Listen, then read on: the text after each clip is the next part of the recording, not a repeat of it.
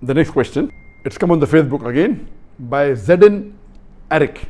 He's a non-Muslim, and he says that if a person is cremated, then how will he be questioned about the questions asked in the grave, as he does not have a grave? That's a very good question, and many people are confused that because there is hadith of the Prophet ﷺ that after you die, you'll be questioned in your grave. And there's also mention of the azab, the punishment in the grave. And it also says that the people who are buried, they'll be questioned. You have to understand that what this hadith means. When the Prophet said that after you're buried, it means that because today we know that most of the human beings in the world, they are buried. The Christians, the Muslims, majority of the human beings in the world today, if you do a survey, they are buried. Less people are cremated, some are given to the vultures. When this statement is made, it is mainly meaning after you die, you'll be questioned. If you're buried, it's in the grave. If not, wherever you are. That doesn't mean that if you're not buried, you will not be questioned.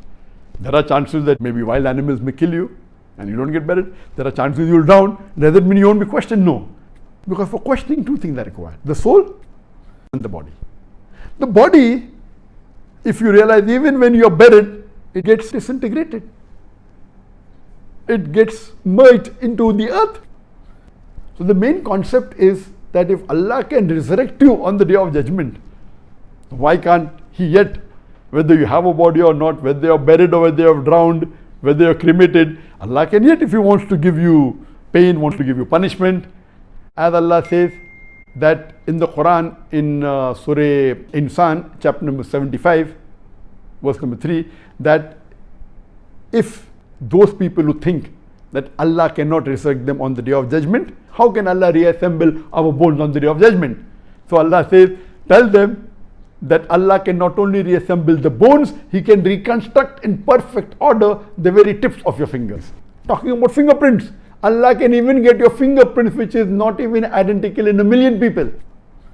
So when He can resurrect on the day of judgment, why can't He do it in the grave?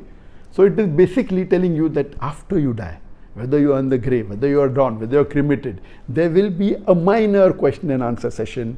There will be some punishment, there may be some rewards. But the final recompense, as Allah says in Surah Imran chapter 3 verse 185, is the final recompense is on the day of judgment. Hope that answers the question.